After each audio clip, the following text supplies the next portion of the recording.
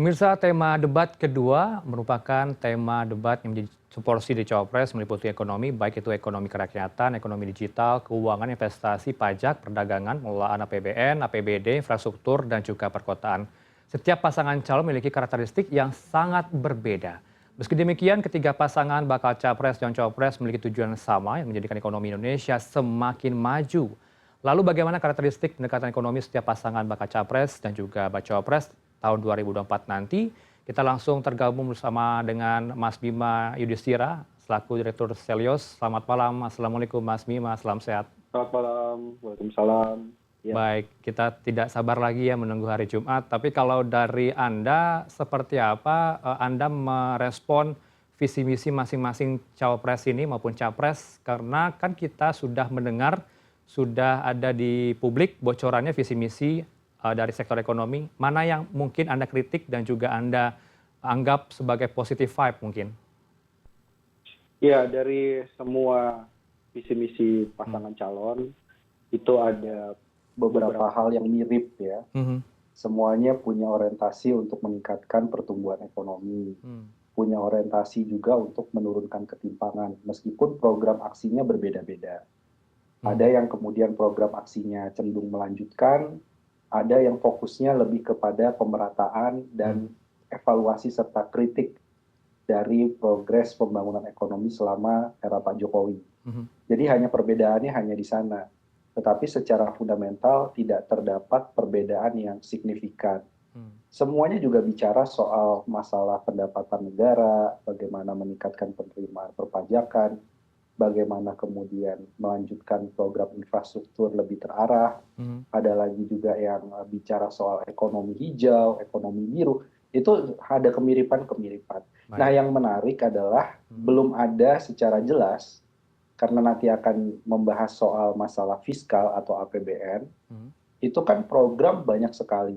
Mau dia melanjutkan, mau dia perubahan, perbaikan, itu kan programnya banyak sekali. Nah, jadi belum dirinci apakah APBN dengan kondisi yang ada saat ini, dengan utang yang menembus rekor tertinggi sepanjang sejarah 8.000 triliun, itu berapa anggaran yang dibutuhkan untuk menjalankan program dari tiap pasangan. Nah, itu rinciannya masih belum ada. Baik.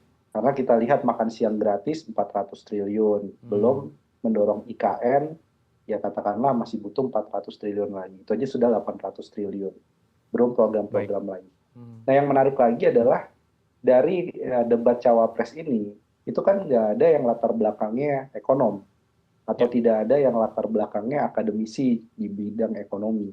Jadi kita bisa lihat ya, yang satu menghafal visi misi, yang kedua mungkin akan lebih bicara soal anak muda, pengusaha, atau kemudian keberhasilan di Solo misalnya, dan pasangan yang nomor 3 ini mungkin akan fokusnya pada penegakan hukum sebagai solusi untuk meningkatkan daya saing ya, karena Menko Polhukam. Jadi masing-masing punya keunikan tersendiri, tapi juga punya kelemahan karena bicara ekonomi biasanya bicara angka, butuh catatan, dan juga bicara hal yang sifatnya lebih teknis. Baik, baik. Lebih ke fiskal dan juga fokus APBN itu yang menjadi sorotan Anda ya, terkait dengan visi misi mereka ini yang masih harus diperhatikan. Karena kita tahu bahwa masing-masing masih punya kemiripan, hanya melanjutkan, tidak ada suatu hal yang unik ya dari visi misi mereka. Tapi kita kembali dengarkan bersama ya, Mas Bima, statement dari ketiganya, bagaimana persiapan mereka jelang debat pada hari Jumat. Kita akan putarkan masing-masing statement dari Muhaimin Iskandar, kemudian Gibran Rakabuming Raka, dan juga tak lupa Mahfud MD. Yang satu ini kita simak bersama. Membaca-baca lagi semua visi misi Amin, terutama konsentrasi di bidang ekonomi, di mana persentase visi misi Amin bidang ekonomi itu lebih dari 60% dari buku visi misi itu adalah ekonomi. Kemarin Kota Solo juga sempat kita yang makro-makro aja. Persiapan sejauh ini seperti apa, Mas? Nggak ada yang mau dibawa, Mas, kan Solo banyak keberhasilannya nih, Mas, selama 2 tahun ini. Nggak ada yang mau difavoritisasi. Ya, makasih ya. Khusus membaca gitu di koran, oh ini bicara apa nih, oh ini infrastruktur, oh ini ekonomi, oh ini soal suku bunga, ini soal inflasi, itu kan tiap hari ada di koran. Itu Nanti kan akan menghadapi Mas Gibran yang latar belakangnya pengusaha dan besok temanya ekonomi digital dan sebagainya. Pak Mahfud melihat Mas Gibran sosok yang gimana untuk debat besok? nggak tahu saya. Ya, Mas Bima, tadi kita dengarkan tidak ada satupun dari mereka yang membahas soal harga kebutuhan pokok yang tengah melambung tinggi, kemudian keberlanjutan IKN apakah akan dilanjutkan atau malah akan ditolak keberlanjutan tersebut. Dan juga yang menjadi perhatian publik adalah akhir-akhir ini kita terima datanya ya, ada utang per Oktober 2023 Indonesia ini tembus di angka 8.000 T. Koreksi saya jika salah menyebutkan angkanya, Mas Bima. Ya, oke. Jadi memang kemampuan para calon, khususnya Wapres ini penting dalam membaca apa sih keluhan dari masyarakat saat ini. Yang dikeluhkan kan masalah soal keterjangkauan dan stabilitas harga kebutuhan pokok. Jadi gimana nih masalah pangan ini juga masalah yang sangat krusial. Ya. Karena tadi misalnya Pak Mahfud bilang bahwa oke, makro ada di koran, bisa saya baca soal inflasi suku bunga. Tapi bukan hanya angkanya berapa, target inflasinya misalnya, tapi juga bagaimana caranya dalam jangka pendek bisa menurunkan harga-harga kebutuhan pokok, terutama dari beras, kemudian cabai, daging, gula, dan ini kandungan impornya juga sangat tinggi. Nah kemudian yang berikutnya yang dikeluhkan masyarakat saat ini adalah keterbatasan lapangan pekerjaan. Kita tahu infrastrukturnya masif dibangun, ada hilirisasi, tapi di sisi yang lain serapan tenaga kerjanya belum optimal. Masih ada 7 juta orang menganggur, masih ada kisaran 15 juta orang yang bekerja tapi tidak dibayar, ya, bekerja dengan keluarga. Jadi ada isu terhadap pengangguran di usia muda dan kualitas lapangan kerja. Itu juga harusnya disentuh, entah cerita dengan konteks di Solo misalnya untuk Gibran, atau konteks pada waktu Pak Muhaimin menjadi Menteri Tenaga Kerja dulu bagaimana, atau Pak Mahfud. Nah ini jadi tantangan besarnya nih Pak Mahfud, bagaimana mencoba menerjemahkan visi misi menciptakan lapangan kerja itu dengan perspektif yang memang gagasan yang baru. Nah selain itu juga masyarakat juga punya masalah soal beban biaya hidup non makanan.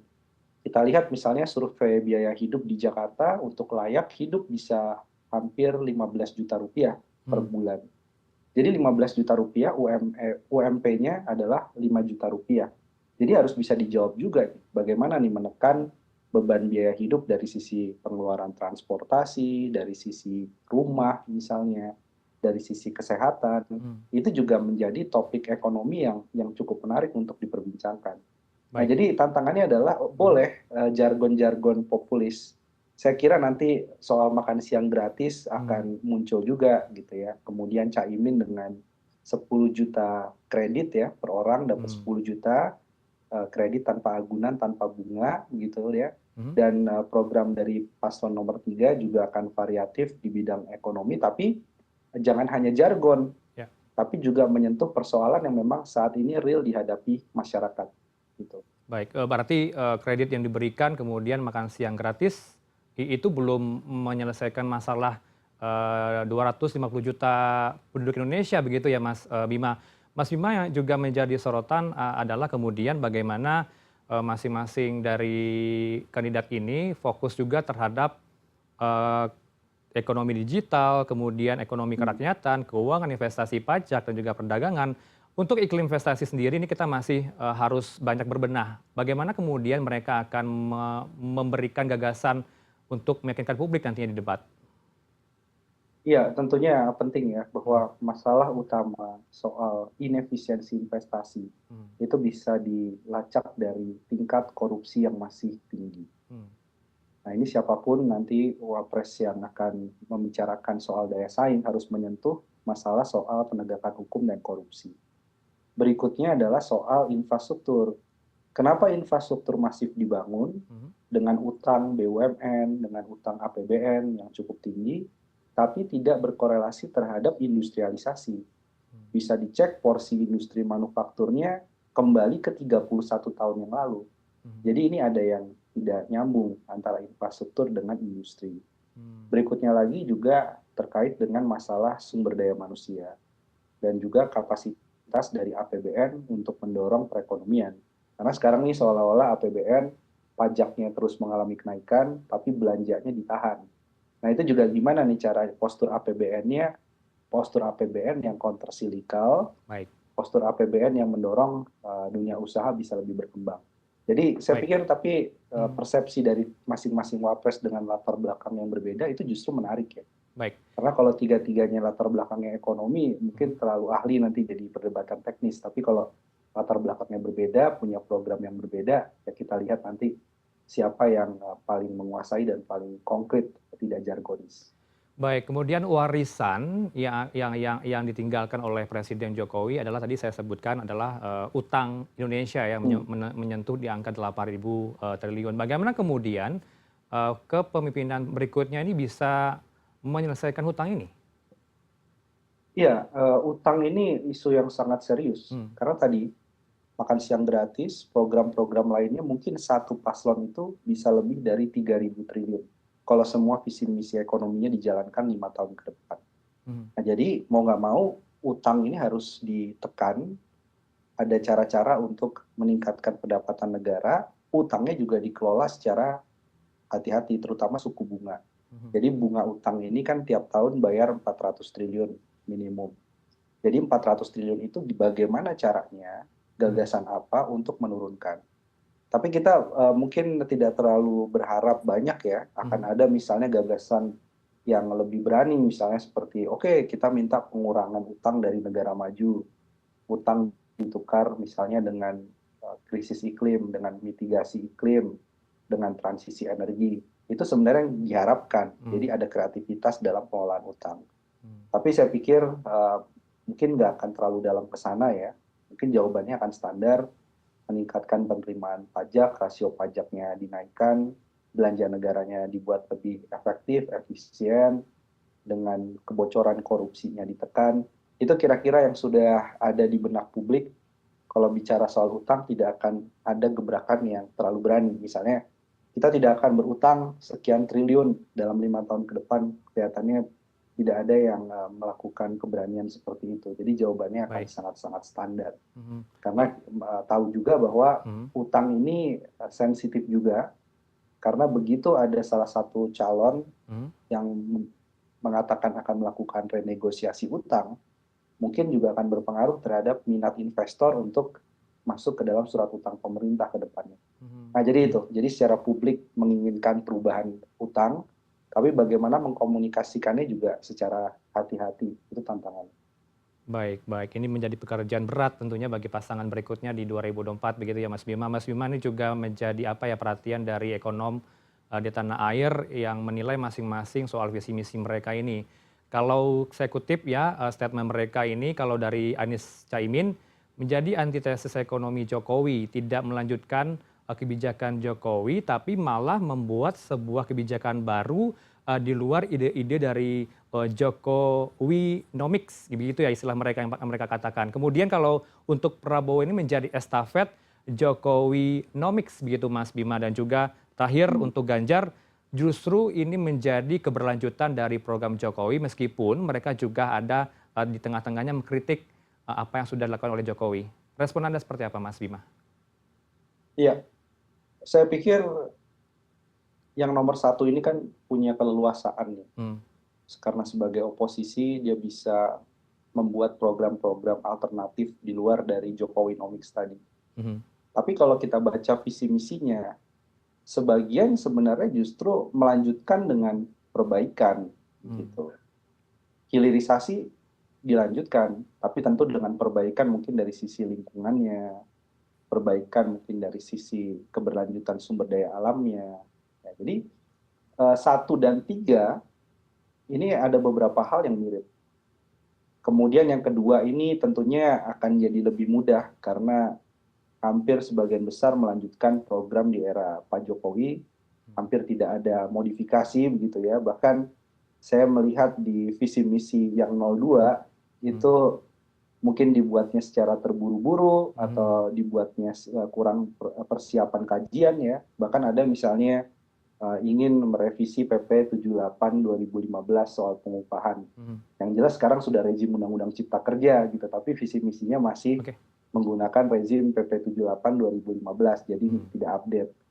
Ya kita melihat bahwa keberlanjutan ini menjadi yang paling enteng untuk dijelaskan kepada publik. Baik.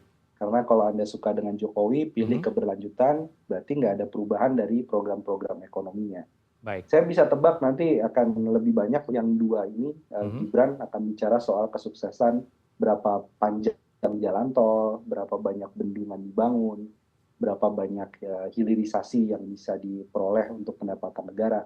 Jadi sudah bisa ketebak dan itu harusnya bisa jadi amunisi yang sangat banyak bagi paslon 1 dan 3 untuk melakukan kritik bahwa kesuksesan di era Pak Jokowi di bidang ekonomi ternyata punya banyak kelemahan dan harus disempurnakan. Baik, kita tunggu bagaimana gagasan masing-masing di debat hari Jumat mendatang. Terima kasih untuk insight Anda bersama kami malam ini di Prime News. Ada Mas Bima Yudhistira, Direktur Selyos. Selamat malam. Assalamualaikum Mas Bima. Selamat malam. Terima kasih.